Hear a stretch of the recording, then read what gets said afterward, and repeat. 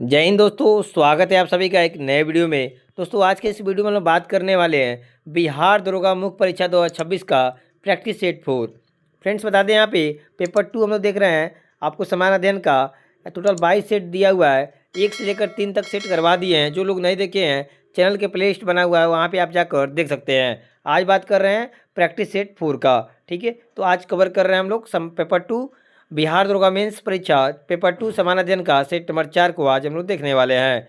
Friends उससे पहले अगर चैनल में पहली बार विजिट कर रहा है, प्लीज़ चैनल को सब्सक्राइब जरूर कर लीजिएगा और ये वीडियो अच्छा लगे तो वीडियो को लाइक के साथ शेयर जरूर कीजिएगा। तो चलिए शुरू करते हैं। पहला क्वेश्चन देखिए, यहाँ पे आपको बिहार दरोगा एसआई मेंस एग्जाम के लिए सेट नंबर 4 को आज हम लोग कवर करेंगे। पेपर 2 होने वाला है समान अध्ययन का। चलिए पहला क्वेश्चन देखते हैं। देखिए पहला क्वेश्चन कह रहा है यहाँ पे मैथ का है, ठीक है ना, और यहाँ पे औसत एवरेज का क्वेश्चन है। अब फ्रेंड्स मैंने पहले ही बताया आपको कि टेलीग्राम चैनल ज्वाइन कर लीजिएगा, वहाँ पे इसका सोल्यूशन मैं डाल दूंगा। ठीक है, तो आप मैं इसका राइट आंसर मैं बता दे रहा हूँ और सोल्यूशन आप टेलीग्राम ग्रुप से देख सकते हैं। ठीक है, नीचे डिस्क्रिप्शन में लिंक है, वहाँ से आप ज्वाइन कर लीजिएगा टेलीग्राम ग्रुप। ठीक है, यहाँ देखिए राइट आंसर क्या हो जाएगा ना, ये 17 इसका राइट आंसर हो जाएगा। फ्रेंड्स इसको बनाना बहुत ईजी है, लेकिन मैं आपको यहाँ बता नहीं सकता क्योंकि टाइम बहुत ज़्यादा लगेगा। ठीक है ना, नॉर्मल आपको ये देखिए फिर 11 से आपको 52 में मल्टीप्लाई कर देना है, फिर यहाँ पे प्लस लगा के 11 से 45 में मल्टीप्लाई कर देना है और माइनस 21 मल्टीप्लाई 50 कर दीजिएगा, तो आपको राइट आंसर आ जाएगा 17। एकदम आसान है। ठीक है, मैं इसका आपको डिस्कशन डाल दूंगा टेलीग्राम ग्रुप में, वहाँ से आप देख लीजिएगा। तो राइट आंसर क्या आ जाएगा, इसका 17 आ जाएगा। उसके बाद देखिए यहाँ पे 2 नंबर, इसका भी आप मैथ क्वेश्चन है, तो राइट आंसर क्या हो जाएगा इसका, आपको 360.78% हो जाएगा। ठीक है, राइट आंसर क्या हो जाएगा, लगभग लगभग आपको डी हो जाएगा। ठीक है, क्या हो जाएगा इसका राइट आंसर, आपको 63.38% के आसपास आएगा। ऑप्शन डी इसका राइट आंसर हो जाएगा। उसके बाद देखिए यहाँ पे 3 नंबर का आपको यहाँ पे सॉल्व कीजिएगा, माध्यिका ज्ञात कीजिएगा, तो आपको आ जाएगा 56 वर्ष आ जाएगा। ऑप्शन सी बिल्कुल सही हो जाएगा। उसके बाद देखिए 4 नंबर का, यहाँ पूछा डाटा दिया हुआ जेड का मान ज्ञात करना है, तो कौन सा पर्याप्त हो जाएगा, तो आपको दोनों कथन जो है ना पर्याप्त है, याद रखिएगा। यहाँ देखिए 5 नंबर का परिमेय संकर दिया हुआ है, परिमेय संख्या, तो यहाँ सॉल्व कीजिएगा, राइट आंसर आपको डी हो जाएगा, -4 3/5 हो जाएगा। 6 नंबर भी मैथ है, पूछ रहा आपसे कौन सा डाटा पर्याप्त है, तो डी नंबर दोनों कथन जो है पर्याप्त हो जाएंगे। उसके बाद देखिए 7 नंबर, देखिए यहाँ से कह रहा है 7 नंबर कि निम्नलिखित में नाभिकीय अभिक्रियाएं के बारे में सही कथन का चयन करना है। पहला कह रहा है कि विखंडन में द्रव्यमान का नुकसान ऊर्जा में बदलता है, और सेकेंड नंबर कथन कह रहा है कि संलयन केवल बहुत उच्च तापमान पर संभव है। थर्ड नंबर कह रहा है कि परमाणु बम संलयन पर आधारित है, और फोर्थ नंबर कह रहा है कथन कि सूर्य में हाइड्रोजन हीलियम में बदल रहा है, सूर्य में हाइड्रोजन हीलियम में बदल रहा है। तो बताना है आपको फ्रेंड्स कि कौन सा कथन सही है। तो याद रखिएगा, आपको कथन 1, 2 और 4 कथन बिल्कुल सही हो जाएगा। ठीक है, यहाँ पे ऑप्शन डी हो जाएगा, याद रखिएगा। ठीक है, और याद रखिए फ्रेंड्स, परमाणु बम में संलयन पर आधारित नहीं होता है, बल्कि परमाणु बम नाभिकीय विखंडन के सिद्धांत पर कार्य करता है। ठीक है, नाभिकीय विखंडन के सिद्धांत पर कार्य करता है परमाणु बम। ठीक है, तो यहाँ पे थर्ड नंबर गलत हो जाएंगे। ठीक है, तो सही पूछ रहा है, तो राइट आंसर डी हो जाएगा। चलिए इसके बाद देखते हैं।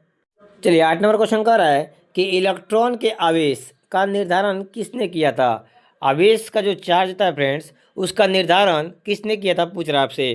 तो यहाँ पे याद रखिएगा, इलेक्ट्रॉन के आवेश यानी चार्ज का निर्धारण आपको मिलिकन ने किया था। कौन किया था, तो मिलिकन ने किया था। ठीक है, याद रखिए कि R.A. मिलिकन ने अपने प्रसिद्ध तेल बूंद प्रयोग, ठीक है, यानी ऑयल ड्रॉप एक्सपेरिमेंट कब किया था, तो 1909 के माध्यम में इलेक्ट्रॉन पर आवेश की गणना की थी। और ये भी याद रखना है कि इलेक्ट्रॉन पर आवेश का मान जो होता है कितना होता है, आपको 1.6 इंटू 10⁻⁻19 कूलम होता है। ठीक है, एक आवेश बराबर क्या होता है, एक इलेक्ट्रॉन का आवेश बराबर क्या होता है, -1.6 इंटू 10⁻⁻19 कूलम होता है, याद रखिएगा। ठीक है, और इलेक्ट्रॉन की खोज किसने की थी, तो याद रखना आपको, इलेक्ट्रॉन की खोज आपको जे थॉमसन ने की थी। ठीक है, चलिए अब ये भी याद रखिएगा कि रदरफोर्ड ने परमाणु के नाभिक की खोज की थी और जेम्स चैडविक ने न्यूट्रॉन की खोज थी। ठीक है, इतना कुछ पता होना चाहिए। उसके बाद 9 नंबर, निम्न में कौन सा यौगिक सबसे अधिक आयनिक लक्षण दर्शाता है। तो याद रखिएगा आपको LiCl, ठीक है, लिथियम कैल्शियम यौगिक होता है जो सबसे अधिक आयनिक लक्षण दर्शाता है, ठीक है ना। और याद रखिएगा आपको फजान के नियम के अनुसार धनायन का आकार जितना बड़ा होगा और उस पर आवेश जितना कम होगा, यौगिक उतना ही अधिक आयनिक होता है, ठीक है ना। तो यहाँ पे याद रखिएगा ये हो जाएगा लिथियम और कैल्शियम का आपको यौगिक का सबसे अधिक आयनिक लक्षण दर्शाता है। ऑप्शन ए बिल्कुल सही हो जाएगा। उसके बाद देखिए 10 नंबर का रहा है यहाँ पे कि सिग्मा और पाई, कह रहा है सिग्मा और पाई बंद के बारे में कौन सा कथन गलत है, गलत कथन बताना है। तो यहाँ पे सी नंबर, पाई बंद आपको सिग्मा बंद से अधिक मजबूत है, ये कथन आपको बिल्कुल गलत हो जाएगा, ठीक है। ये आपको मजबूत होता है, एक कथन गलत हो जाएगा। याद रखिए कि सिग्मा बंद हमेशा पाई बंद से अधिक मजबूत होता है, ठीक है ना। तो यहाँ पे सी नंबर गलत हो जाएगा। उसके बाद देखिए 11 नंबर कह रहा है, अभिकथन फर्स्ट कह रहा है यहाँ पे कि जब कोई पिंड किसी श्यान द्रव्य में गिरता है तो उसका वेग लगातार बढ़ता ही रहता है। और कारण आर कह रहा है कि उससे गुरुत्वाकर्षण बल लगातार कार्य करता है और श्यान बल होता है ना, वेग पर निर्भर नहीं करता है। पूछ रहा है दोनों में बताना आपको कौन सा कथन सही हो जाएगा। चलिए देखते हैं। तो चलिए यहाँ पे राइट आंसर डी हो जाएगा। अभी कथन ए गलत हो जाएगा परंतु आर सत्य हो जाएगा। अभी कथन ए गलत हो जाएगा और कथन आर जो है कारण आर वो बिल्कुल सही हो जाएगा। फ्रेंड्स याद रखिए जब कोई पिंड श्यान द्रव में गिरता है तो उसका वेग शुरू में बढ़ता है लेकिन अंततः एक नियत वेग प्राप्त कर लेता है जिसे सीमांत वेग के नाम से जानते हैं, ठीक है। इसलिए वेग लगातार नहीं बढ़ता है, ठीक है। और याद रखिए कि पिंड को श्यान द्रव में गिराने पर उस पर गुरुत्वाकर्षण बल लगातार कार्य करता है, ठीक है ना। तो यहाँ पे राइट आंसर डी हो जाएगा। अभी कथन ये गलत हो जाएगा और कारण आर बिल्कुल सही हो जाएगा। इसके बाद देखिए यहाँ पे 12 नंबर क्वेश्चन कह रहा है कि लोकसभा के अध्यक्ष को प्राप्त है, क्या प्राप्त है। तो लोकसभा के अध्यक्ष को केवल समान मत होने की स्थिति में मतदान का अधिकार है। ऑप्शन ए बिल्कुल सही हो जाएगा, ठीक है। चलिए इसके बाद देखिए यहाँ पे क्वेश्चन नंबर 13 देखते हैं। कह रहा है कि निम्न में वो कौन सा विषय है जिसके संवैधानिक संशोधन हेतु आधे से अधिक राज्यों की व्यवस्थापिका द्वारा अनुमोदन किया जाना अनिवार्य है, तभी यह संशोधन संभव होता है। तो याद रखिएगा आपको 1, 2 और 3, ठीक है। राष्ट्रपति का चुनाव, संसद में राज्यों का प्रतिनिधित्व और 7वीं अनुसूची की किसी सूची में, ये तीनों जो है ना ये आपको अनिवार्य है। राइट आंसर आपको ऑप्शन डी हो जाएगा, ठीक है। राइट आंसर क्या हो जाएगा आपको डी हो जाएगा। चलो इसके बाद देखते हैं आगे क्वेश्चन नंबर 14 देखिए। कह रहे हैं यहाँ पे कि जिल्लीलला शब्द का प्रयोग सबसे पहले किसके द्वारा किया गया था। कौन सा शब्द का, जिल्लीलला शब्द का सबसे पहले प्रयोग कौन किया था, तो बलबन ने किया था, ठीक है। सबसे पहले कौन किया था, तो बलबन ने किया था। उसके बाद कर्क रेखा किस राज्य से होकर गुजरती है। तो याद रखिए कर्क रेखा जो होती है ना वो आपको राजस्थान से होकर गुजरती है। तीनों में चारों में से आपको राजस्थान राइट आंसर हो जाएगा।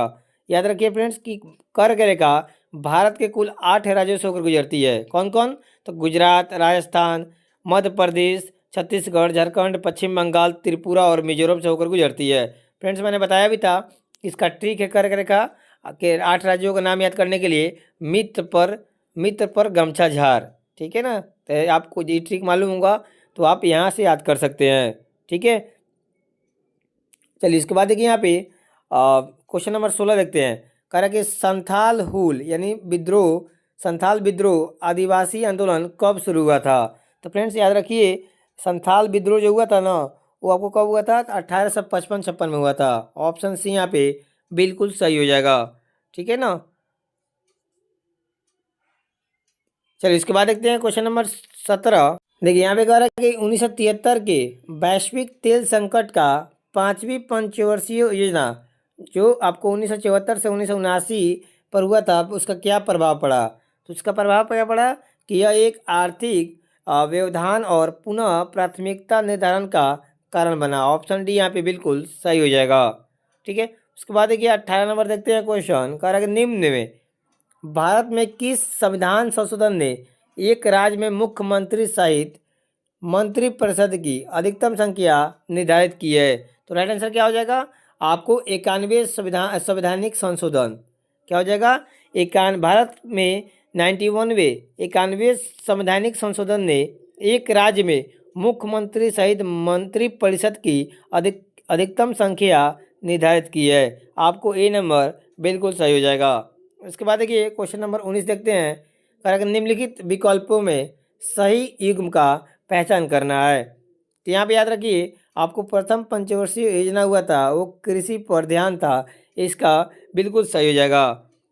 फ्रेंड्स याद रखिएगा प्रथम पंचवर्षीय योजना आपको हेराल्ड डोमर समृद्धि मॉडल पर आधारित थी। किसका? तो हेराल्ड डोमर। ठीक है, और इस योजना का मुख्य उद्देश्य अर्थव्यवस्था के संतुलित विकास की प्रक्रिया आरंभ करना था। ठीक है ना, तो यहाँ पे आपको हो जाएगा क्या ऑप्शन यहाँ पे डी बिल्कुल सही हो जाएगा। उसके बाद देखिए यहाँ पे correct Akhil Bharatiya trade union Congress का गठन किस वर्ष हुआ था? तो याद रखिएगा अखिल भारतीय ट्रेड यूनियन कांग्रेस का गठन जो हुआ था ना ये 1920 में हुआ था। कब हुआ था? तो 1920 में हुआ था। ठीक है, और ये भारतीय कम्युनिस्ट पार्टी से संबंधित है। ठीक है ना, याद रखिएगा। और भारतीय कम्युनिस्ट पार्टी की स्थापना 31 अक्टूबर 1920 में हुआ था, याद रखिएगा। और भारतीय कम्युनिस्ट पार्टी के प्रथम अध्यक्ष जो थे वो लाला लाजपत राय थे, ये याद रखिएगा। ठीक है, उसके बाद देखिए आगे 21 नंबर क्वेश्चन कह रहा है कि स्थानीय प्रेस अधिनियम की अनुमति है। ठीक है, स्थानीय प्रेस अधिनियम की अनुमति इसमें से क्या है? तो आपको है उपरोक्त में से एक से अधिक हो जाएगा इसका राइट आंसर। आपको यहाँ पे 21 का क्या हो जाएगा? डी नंबर हो जाएगा। ठीक है, एक से अधिक हो जाएगा। उसके बाद देखिए आगे मैकाले ने भारतीय शिक्षा पर अपना प्रसिद्ध मिनट कब जारी किया था? ठीक है, मैकाले ने भारतीय शिक्षा पर अपना प्रसिद्ध मिनट कब जारी किया था? तो याद रखिएगा ये जारी किया था 2 फरवरी 1835 को। ठीक है, याद रखिए मैकाले ने भारतीय शिक्षा पर अपना प्रसिद्ध मिनट 2 फरवरी 1835 में जारी किया था। ठीक है, और लॉर्ड मैकाले ने आपको प्रख्यात या आंग्ल शिक्षा का समर्थन किया था। ठीक है, चलिए उसके बाद देखिए आगे क्वेश्चन नंबर 23 नंबर क्वेश्चन यहाँ पे कह रहा है कि कलकत्ता में फोर्ट विलियम कॉलेज की स्थापना आपको याद रखना है। यहाँ पे कह रहा है कि कलकत्ता में फोर्ट विलियम कॉलेज की स्थापना 1800 यहाँ देखिए 1800 ईस्वी में सिविल सेवकों को भारतीय भाषाओं में प्रशिक्षित करने के हेतु की गई थी। कब की गई थी? तो 1800 ईस्वी में की गई थी कलकत्ता में फोर्ट विलियम कॉलेज की स्थापना। 23 का डी बिल्कुल सही हो जाएगा। उसके बाद देखिए 24 नंबर क्वेश्चन। देखिए 24 में कह रहा है कि भारत का सर्वाधिक क्षमता वाले तेल शोधन कारखाना कौन सा है? तो भारत का सर्वाधिक क्षमता वाला तेल शोधन कारखाना कोयली है। कौन सा है? तो कोयली हो जाएगा। भारत के प्रथम 3D मुद्रित मानव जैसे रोबोट का नाम क्या है? तो याद रखिएगा भारत के प्रथम 3D मुद्रित मानव जैसे रोबोट का नाम मानव है। क्या है? तो मानव हो जाएगा। उसके बाद ये कह रहा है कि सिंधु घाटी सभ्यता के प्रमुख नगर का क्या नाम है जिसका पश्चिमी एशिया से व्यापारिक संबंध है? तो यहाँ पे लोथल हो जाएगा। बी नंबर बिल्कुल सही हो जाएगा। उसके बाद देखिए 27 नंबर आपको यहाँ पे सॉल्व कर लीजिएगा। 27 मैथ है। ठीक है ना, राइट आंसर आपको डी हो जाएगा। ठीक है, टेलीग्राम चैनल जरूर ज्वाइन कर लीजिएगा PDF के लिए। उसके बाद देखिए 28 नंबर करा के निम्नलिखित प्रश्न पर विचार करके निर्णय ले कि प्रश्न का उत्तर देने के लिए कौन सा कथन पर्याप्त है।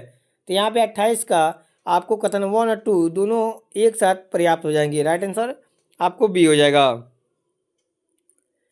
देखिए ये भी आपको कथन से क्वेश्चन है 29 का। आपको यहाँ पे केवल सेकेंड पर्याप्त है। आपको यहाँ पे ए नंबर बिल्कुल सही हो जाएगा। 30 नंबर देखिए मैथ है, सॉल्व कीजिएगा। इस चाल दूरी से क्वेश्चन है। ठीक है, धारा से क्वेश्चन है। 30 नंबर का राइट आंसर आपको 2.6 किलोमीटर प्रति आवर हो जाएगा। 2.6 किलोमीटर प्रति हावर हो जाएगा। ऑप्शन ए बिल्कुल सही हो जाएगा। यहाँ देखिए 31 भी मैथ है और इसका राइट आंसर आपको डी हो जाएगा, 16 हो जाएगा। ठीक है, उसके बाद देखिए 32 भी मैथ है और इसका राइट आंसर सॉल्व कीजिएगा 32 का, आपको बी हो जाएगा। उसके बाद देखिए यहाँ पे 33 नंबर क्वेश्चन, यहाँ देखिए 33 में कह रहा है कि प्रिज्म के माध्यम से अपवर्तन पर क्या होता है, न्यूनतम विलयन की स्थिति में अपवर्तित किरण प्रिज्म के आधार पर समानांतर होती है। बिल्कुल सही है। और थर्ड नंबर का था प्रिज्म का अपवर्तनांक न्यूनतम विचलन द्वारा ज्ञात किया जाता है। आपको यहाँ पे राइट आंसर क्या हो जाएगा, सेकेंड और थर्ड हो जाएगा। ऑप्शन सी यहाँ पे बिल्कुल सही हो जाएगा। उसके बाद ये कह रहा है कि किसी चालक में धारा प्रवाह का कारण है, क्या कारण होता है, तो याद रखिएगा 34 का आपको ऑप्शन सही हो जाएगा, विभव में अंतर। ऑप्शन यहाँ पे ए बिल्कुल सही हो जाएगा, केवल सेकेंड जो है वो कारण होता है। किसी चालक में धारा प्रवाह का कारण विभव में अंतर होता है, क्या होता है, आपको पोटेंशियल डिफरेंस होता है। ऑप्शन बी यहाँ पे, ऑप्शन ए बिल्कुल सही हो जाएगा, विभव में अंतर होता है। इसके बाद देखिए 35 नंबर कह रहा है कि निम्नलिखित में जी का मान परिवर्तन के बारे में सही कथन का चयन करें। तो 35 नंबर का सी हो जाएगा। पृथ्वी की सतह से गहराई में जाने पर जी का मान घटता है। पृथ्वी की सतह से गहराई में जाने पर जी का मान क्या होता है फ्रेंड्स, घटता है, याद रखिएगा। ठीक है, और याद रखिए आप जी का मान पृथ्वी के केंद्र पर क्या होता है, शून्य होता है, जीरो होता है। और जी का मान पोल्स पे यानी ध्रुव पे अधिकतम होता है, क्योंकि ध्रुव पर पृथ्वी की त्रिज्या कम होती है। ठीक है, इतना कुछ पता होना चाहिए। उसके बाद देखिए 36 नंबर, देखिए कह रहे हैं निम्न में कौन सा सक्रिय घटक यानी एक्टिव कंपोनेंट है। सक्रिय घटक कौन सा है इसमें, तो याद रखिएगा आपको ट्रांजिस्टर जो हो जाएगा, ट्रांजिस्टर ये आपको एक्टिव कंपोनेंट है, सक्रिय घटक है। इसके बाद देखिए कह रहा है कि C6H12O6 का आपको मूलानुपाती सूत्र पूछ रहा है। ठीक है, क्या हो जाएगा, तो इसका राइट आंसर हो जाएगा आपको CH2O हो जाएगा। ठीक है, याद रखिए C6H12O6 का आपको मूलानुपाती सूत्र हो जाएगा CH2O हो जाएगा। ठीक है ना, ऑप्शन यहाँ पे बी हो जाएगा। याद रखिए ये क्या है, ये आपको ग्लूकोज का आणविक सूत्र है, ग्लूकोज का आणविक सूत्र है C6H12O6 हो जाएगा। ठीक है, तो राइट आंसर आपको यहाँ पे बी हो जाएगा सही। उसके बाद देखिए यहाँ पे घाटी दिया हुआ है सिंधु घाटी और स्थान से मैच कराना है, तो लोथल का क्या हो जाएगा, लोथल कहाँ पड़ता है, लोथल गुजरात में। रोपड़ कहाँ पड़ता है, रोपड़ पंजाब में। सीधी राखीगढ़ी कहाँ पड़ता है, तो हरियाणा में। और कालीबंगा आपको राजस्थान में। राइट आंसर क्या हो जाएगा, आपको बी हो जाएगा, याद रखिएगा। ठीक है, याद रखिए कि लोथल हड़प्पा सभ्यता का महत्वपूर्ण औद्योगिक शहर था, जहाँ बंदरगाह भी था। ठीक है, और रोपड़ में मालिक के साथ कुत्ता को दफनाया जाता था। ठीक है ना, और राखीगढ़ी से भैंस का जीवाश्म मिला है। ठीक है, और कालीबंगा से जोता हुआ खेत प्राप्त हुआ है। तो इतना कुछ मालूम होना चाहिए। उसके बाद देखिए क्वेश्चन नंबर 39 कह रहा है निम्नलिखित में किस शिलालेख में अशोक के नाम का उल्लेख है। तो याद रखिएगा आपको यहाँ पे मास्की में, ठीक है, मास्की शिलालेख में अशोक के नाम का उल्लेख है। ठीक है ना, उसके बाद देखिए आगे कह रहा है यहाँ पे कि राष्ट्रकूट साम्राज्य का संस्थापक कौन था। तो याद रखिएगा राष्ट्रकूट वंश का संस्थापक दंती दुर्ग को बोलते थे। ठीक है, कौन है, तो दंती दुर्ग है, याद रखिएगा। कह रहा है सुमात्रा द्वीप किस में अवस्थित है। तो याद रखना है सुमात्रा द्वीप हिंद महासागर में स्थित है। कहाँ पे, तो हिंद महासागर में स्थित है। ठीक है, एक और क्वेश्चन पूछता है आपसे कि सुमात्रा, जावा, बाली द्वीप, तीनों जो है ना, सुमात्रा, जावा और बाली द्वीप इंडोनेशिया देश का द्वीप है, याद रखिएगा। और इंडोनेशिया की राजधानी जकार्ता हो जाएगा, याद रखिएगा। ठीक है, चलिए आगे देखते हैं। चलिए इसके बाद देखते हैं आगे 42 नंबर। देखिए कह रहा है कि निम्न में कौन सा मंडल सर्वाधिक गर्म होता है। तो याद रखिएगा क्षोभ मंडल जो होता है ना फ्रेंड्स, सबसे ज़्यादा गर्म होता है। ऑप्शन बी यहाँ पे बिल्कुल सही हो जाएगा। ठीक है,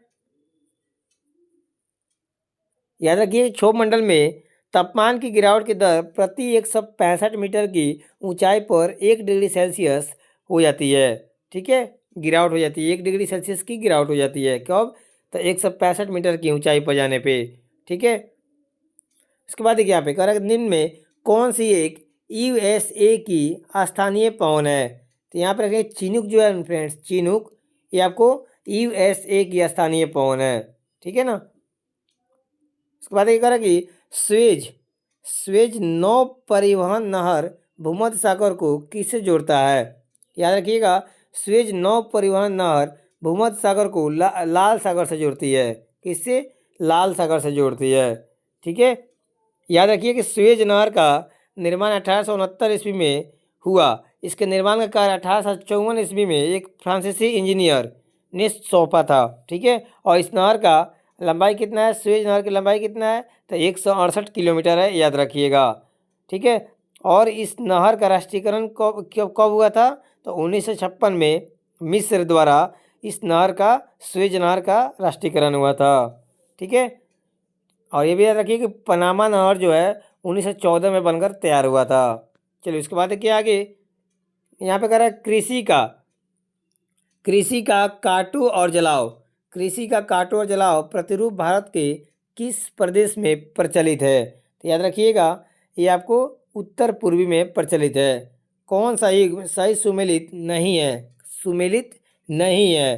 तो यहाँ पे सबरी गिरी परियोजना गुजरात में आपको सुमेलित सही नहीं है, याद रखिए। यहाँ पे ध्यान देना है,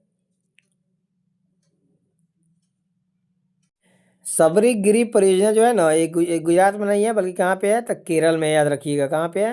तो केरल राज्य में है, याद रखिएगा। देखिए उकाई परियोजना किस नदी पे है? तो याद रखिएगा, उकाई परियोजना ताप्ती नदी पे है। कौन से? तो ताप्ती नदी पे, याद रखिएगा। और ये कहाँ पड़ता है?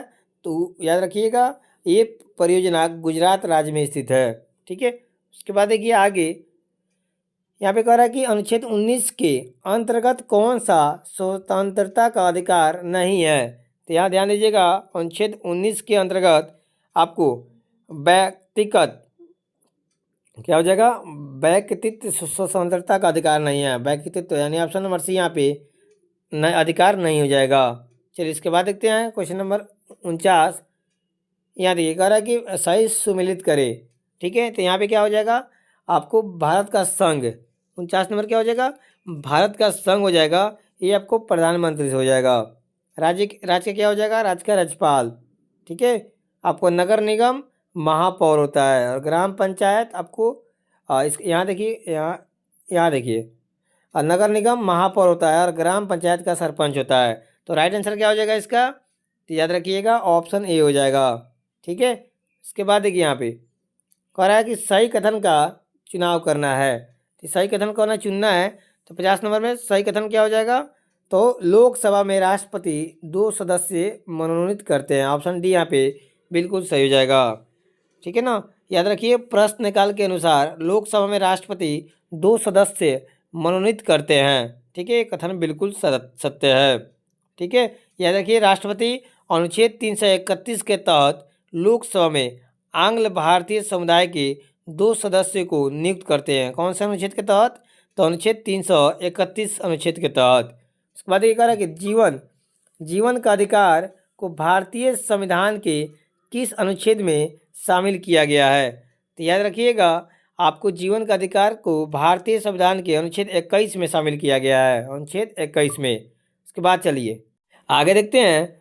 देखिए 52 नंबर कह रहा है कि भारत की सरकार के अर्ध संघीय रूप का प्रावधान कहाँ से लिया गया है?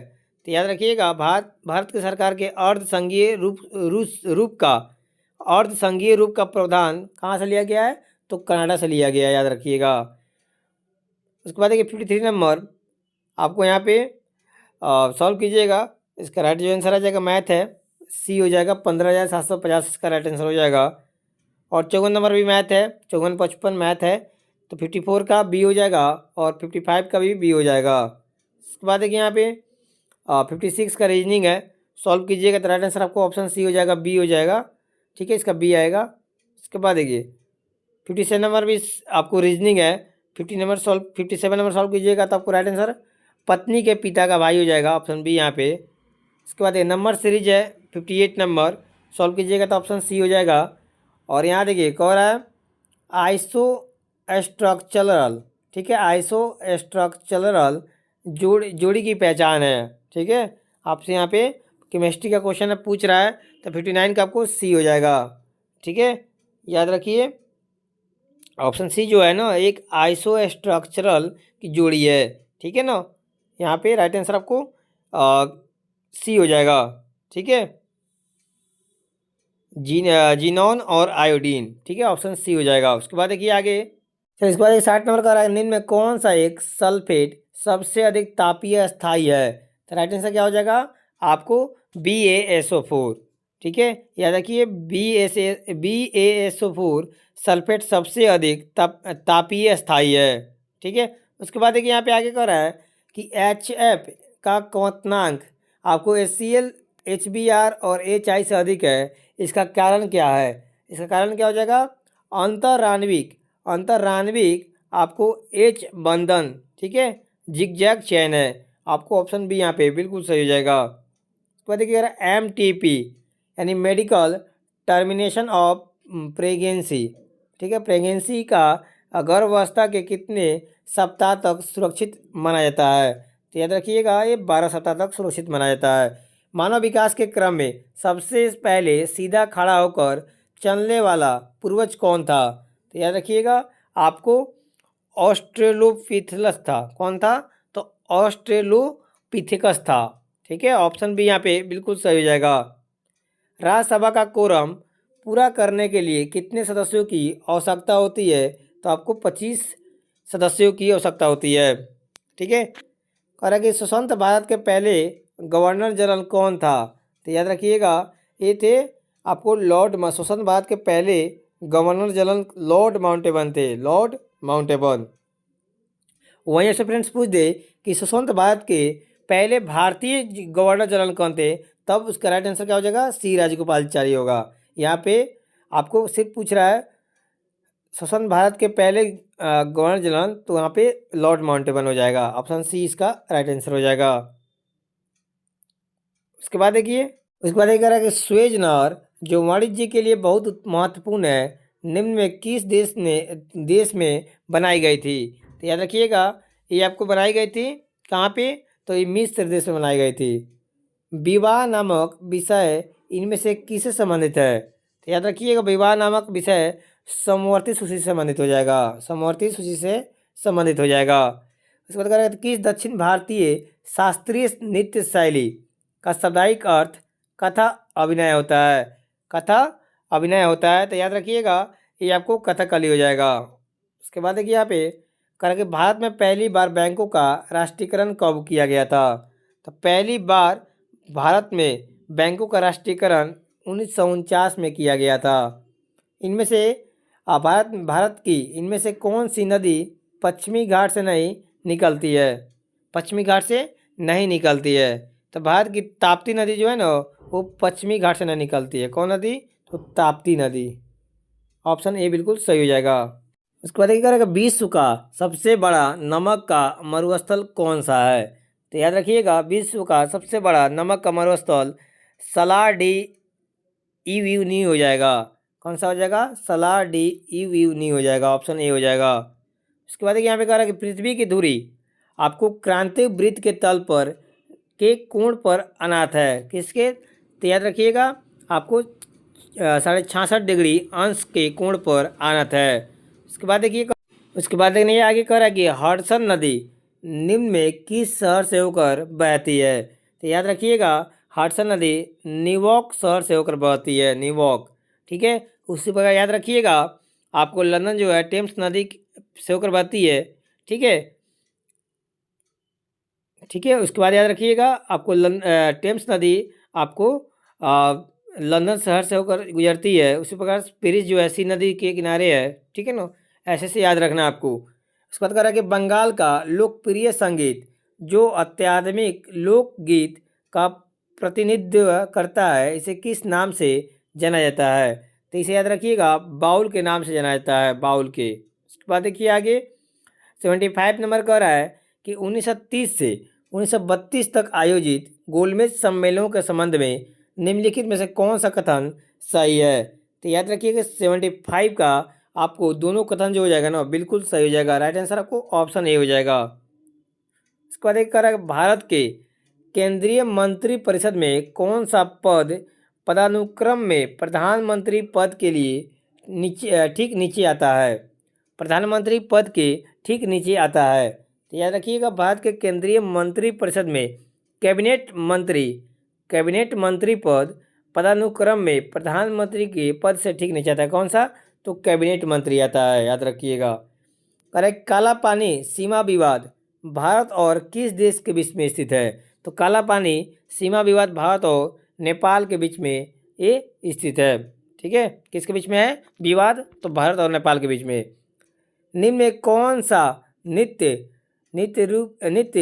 रूप से राजस्थान से संबंधित नहीं है? तो यहाँ पे ध्यान दीजिएगा, आपको झूमर राजस्थान का है, कच्छी घोड़ी राजस्थान का है, नित्य और कालबेलिया अभी राजस्थान का है, लेकिन तरंग मेल आपको राजस्थान का नहीं है। याद रखिएगा, तरंग मेल जो है ना, ये गोवा राज्य का नृत्य है, याद रखिएगा। उसके बाद देखिए आगे, देखिए यहाँ पे रीजनिंग का क्वेश्चन है 79 नंबर, सॉल्व कीजिएगा। राइट आंसर आपको ऑप्शन ए हो जाएगा। उसके बाद देखिए यहाँ पे 80 नंबर भी रीजनिंग है। 80 नंबर सॉल्व करने पे राइट आंसर बी हो जाएगा। 81 सॉल्व कीजिएगा, राइट आंसर डी हो जाएगा। उसके बाद देखिए 72 नंबर भी रीजनिंग है। 82 नंबर डी हो जाएगा और 83 नंबर सी हो जाएगा। ठीक है, उसके बाद देखिए 84 का बी हो जाएगा और 85 का भी बी हो जाएगा। उसके बाद देखिए 86 से यहाँ कह रहा है कि मानव पुरुष प्रजनन प्रणाली में शुक्राणु का मार्ग सही है। कौन सा? तो यहाँ पे हो जाएगा वृषण जालिका, उसके बाद वासा एफ्रेंसिया, उसके बाद एपिडिडिसमिस और वाल डेफरेंस। ऑप्शन यहाँ पे ए बिल्कुल सही हो जाएगा। चलिए उसके बाद देखते हैं 87 नंबर। देखिए 87 नंबर देखते हैं। कह रहा है मस्तिष्क का कौन सा भाग आपको श्वसन लय केंद्र को नियंत्रित करता है? तो ये याद रखिएगा, आपको मस्तिष्क का मेडुला ओब्लोंगेटा, ठीक है, मेडुला ओब्लोंगेटा जो होता है ना भाग, वो श्वसन लय केंद्र को नियंत्रित करता है। तो कौन सा? तो मेडुला ओब्लोंगेटा। ठीक है, ऑप्शन यहाँ पे भी बिल्कुल सही हो जाएगा। लसिका और रक्त के बीच का मुख्य अंतर क्या है? तो याद रखिएगा, मुख्य अंतर जो हो जाएगा ना कि लसिका में आरबीसी और कुछ प्रोटीन नहीं होते हैं। ऑप्शन ये हो जाएगा। ठीक है, लसिका में आरबीसी और कुछ प्रोटीन नहीं होते हैं। उसके बाद देखिए हमें कह रहा है कि पादप के संदर्भ में बताना है कौन सा कथन आपको सही विकल्प है। ठीक है, तो 89 का याद रखिएगा, आपको दोनों पहला और दूसरा कथन, ठीक है, दोनों सही हो जाएगा। ऑप्शन बी हो जाएगा इसका राइट आंसर। किसी व्यक्ति में पित्त वाहिनी का अवरुद्ध होना संभवतः किस विटामिन की कमी से सर्वाधिक होता है? तो याद रखिएगा, ये आपको विटामिन 1-2 के सर्वाधिक से होता है। गुर्जर प्रतिहार राजवंश का संस्थापक कौन था?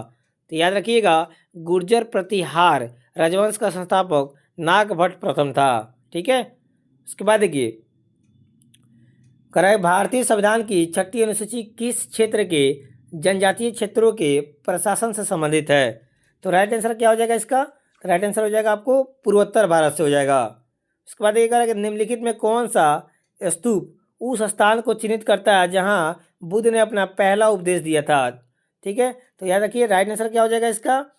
आपको धम्मिक स्तूप। ऑप्शन सी यहाँ पे आपको उस स्थान को चिन्हित करता है जहां बुद्ध ने अपना पहला उपदेश दिया था। ठीक है, धम्मिक स्तूप कहाँ पे है? तो सारनाथ उत्तर प्रदेश भारत में स्थित है। ठीक है, और धम्मिक स्तूप अशोक के द्वारा बनाया गया था, याद रखिएगा। उसके बाद ये कह रहा है कि भारत में थार रेगिस्तान का अनुमानित क्षेत्रफल कितना है?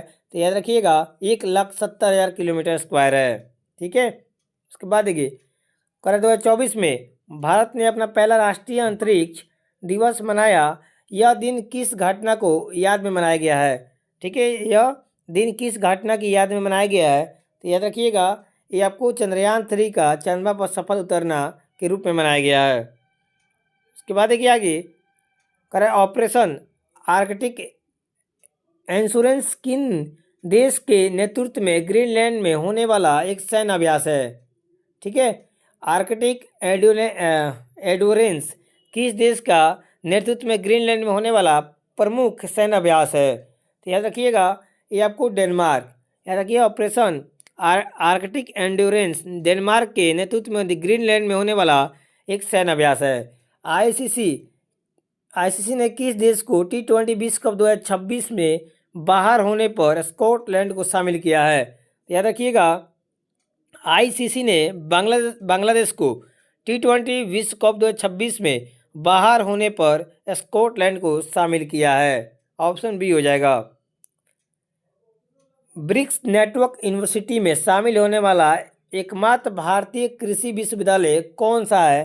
तो यहाँ पे याद रखिएगा पंजाब कृषि विश्वविद्यालय एकमात्र विश्वविद्यालय है, ठीक है, ब्रिक्स यूनिवर्सिटी में शामिल होने वाला। उसके बाद देखिए कह रहा है कि पटना पक्षी अभयारण्य को रामसर स्थल की सूची में शामिल किया गया है, यह किस राज्य में है? तो याद रखिएगा पटना पक्षी अभयारण्य ये उत्तर प्रदेश में पड़ता है, जो हाल ही में आपको रामसर स्थल घोषित किया गया है। किस राज्य में 25 साल बाद भी PESA एक्ट लागू किया गया है? तो याद रखिएगा झारखंड राज्य बनने के लिए 25 साल बाद PESA कानून लागू किया गया है। कौन से? तो झारखंड में। ऑप्शन ए बिल्कुल सही हो जाएगा, ठीक है। याद रखिएगा झारखंड में यह कानून 13 जिलों में पूरी तरह और 3 जिलों में आंशिक रूप से लागू है। कौन सा एक्ट? तो PESA एक्ट, याद रखिएगा। तो फ्रेंड्स ये रहा आपको बिहार दरोगा मेंस मुख्य परीक्षा 2026 में होने वाले टेस्ट सीरीज का 4 नंबर टेस्ट सीरीज आपको प्लेटफॉर्म का आपको टेस्ट नंबर 4 मैंने कंप्लीट करवाया। तो फ्रेंड्स ये वीडियो कैसा अच्छा लगा होगा तो वीडियो को लाइक कीजिएगा आप, ठीक है। और साथ ही चैनल पर पहली बार विजिट कर रहे हैं तो प्लीज़ चैनल को सब्सक्राइब जरूर कर लीजिएगा और PDF के लिए टेलीग्राम चैनल ज्वाइन कर लीजिएगा, वहाँ पे आपको सॉल्यूशन और भी PDF मिल जाएंगे। चलिए मिलते हैं एक नए वीडियो में, तब तक के लिए जय हिंद।